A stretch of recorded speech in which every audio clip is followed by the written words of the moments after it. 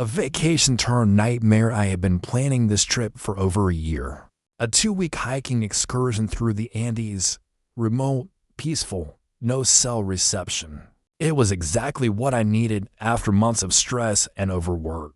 I live in a quiet, suburban neighborhood governed by a notoriously strict HOA. While I didn't always get along with the president, a woman named Karen, yes. Really, I never thought anything serious would happen while I was away. So I turned off my phone, trusted my friend Greg to check the mail and water the plants, and left town. The strange call from Greg when I returned and turned my phone back on. I was bombarded with missed calls, texts, and voicemails, all from Greg. Dude, where are you? There are people coming in and out of your house. They've got luggage. Confused, I called him immediately. Greg explained that for the past 10 days, he'd seen different groups arriving at my house, treating it like a hotel. He thought I had decided to airbend it last minute. I had not. My heart sank. Trespassing tourists, I drove home like a madman. When I arrived, there were 2 young couples on the porch, sipping coffee like they owned the place. I demanded to know who they were, and they looked just as confused. We booked this place on Globetrotter. It had great reviews. Karen was listed as the host. Karen? My jaw dropped. The locks were changed. It got worse. I tried to open the front door with my key, and it didn't work. She had changed the locks. I had to call a locksmith to regain access to my own home. Inside, one found folded towels on every bed, mints on pillows, and a printed welcome note sign. Karen, your hostess with the mostest. The whole power grab. Karen had somehow accessed my home, changed the locks, and rented it out as a vacation spot, all without my knowledge. When I confronted her at the HOA office, she was smug. The HOA has the right to manage unoccupied properties under our emergency occupancy clause. You were unreachable. I was protecting community standards. She actually thought she was doing a service. Legal advice and a trap. Greg and I immediately consulted a lawyer. As it turned out, the emergency occupancy clause didn't give Karen the right to profit from my home, especially not without my consent. We also discovered something juicy. Globetrotter profiles are required to list the legal owner of a property. Karen had forged documents claiming ownership.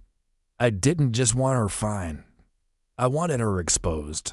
Turning the tables, the tourist trap planned, so I updated the rental listing myself and left it live. I added a few creative new features too. The profile, historical tour of HOA, corruption guide, tour of fake violations, posted by Karen, real photos of my house, and documents showing Karen's fraud. Then I advertised it far and wide. Vloggers, TikTokers, and even a local news crew booked nights. The viral explosion within days. My listing went viral. The footage of Karen's welcome notes, the bunk welcome baskets, and stage HOA compliance brochures were comedy gold. Karen tried to take the listing down, but by then, it was too late. The media had picked it up. The legal showdown in court. Our lawyer presented everything: the altered locks, the forged Globetrotter documents, and the income she made from the rental. She tried to argue it was all done under HOA authority, but the judge wasn't buying it. Verdict: Karen was guilty of fraud, trespassing, and unauthorized commercial use of private property. The fallout: Karen was removed from the HOA board permanently. She was fined, forced to repay every penny she'd made from the rentals, and banned from managing any HOA-related affairs for 5 years. Even better, the HOA was slapped with a lawsuit from multiple homeowners after the incident, all of whom had stories of Karen overstepping boundaries. From nightmare to attraction, I decided to keep the listing up. But now it was a legit rental experience. I renamed it the Karen House, a true tale of HOA gone wild. Visitors loved it. I included video exhibits, printouts of the HOA manual, and Karen's infamous fridge magnet with rules like no yard flamingos.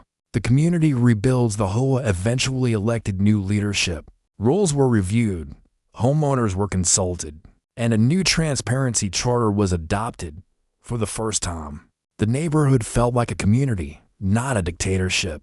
The Karen documentary, a YouTuber made a documentary about the whole ordeal.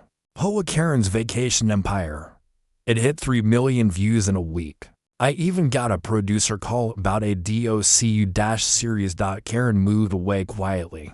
Her legacy, immortalized. And a 2-star review on Globetrotter.